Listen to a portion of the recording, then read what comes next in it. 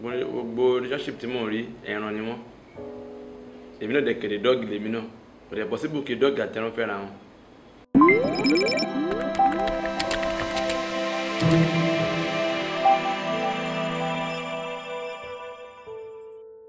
Do ya, Moku follow me, do ya, Moku follow me, do ya. What up, G? My name is Solayode, coming from, I must say, Feria Low.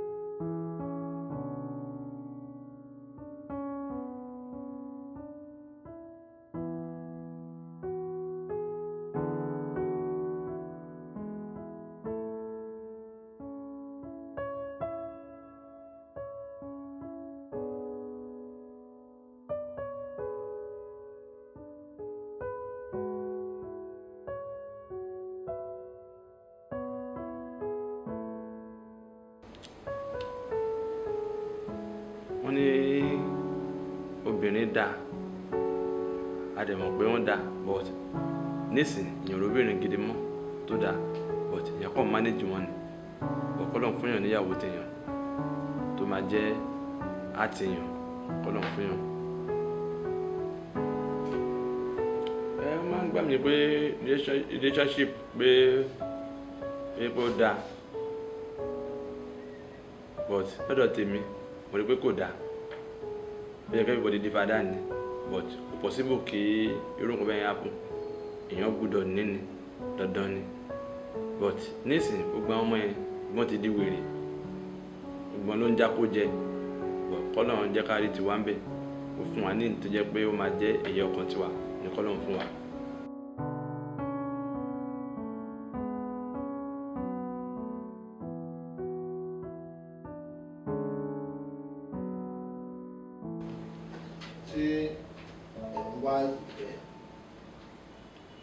Yeah. Oh yeah, because Ọlọ́run gangan ní ìfẹ́. Ọlọ́run dẹ̀ ló dá obìnrin àti ọkùnrin.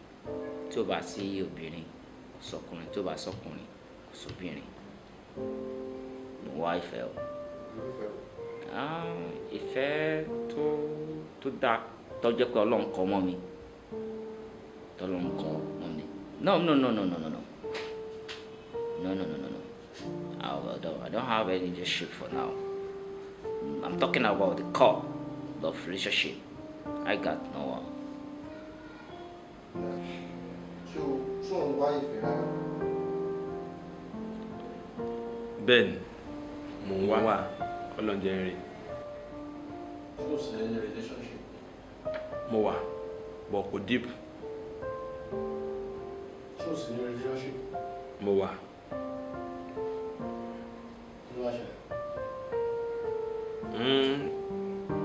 Gbogbo relationship tí mò ń rí ẹran ni wọ́n.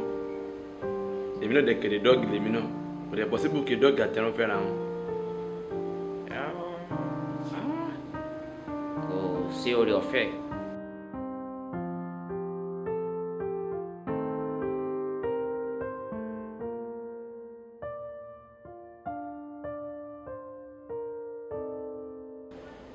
Òbí bí dáàdì mi àti mọ́mì mi ni torí mo ń jẹ́ kí òun fẹ́ kí àjọ mọ̀ ọmọ tí mi náà bá dẹ̀bi lẹ́kẹ̀rẹ̀ èmi náà ní fẹ́ kí àjẹ́ òbí rere ni mo fẹ́ jẹ́ òbí alálùbáríkà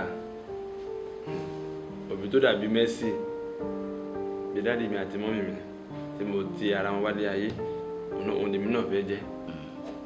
Àti ẹgbẹ́ mọ́tò wà á lè ṣubú kọ́tà.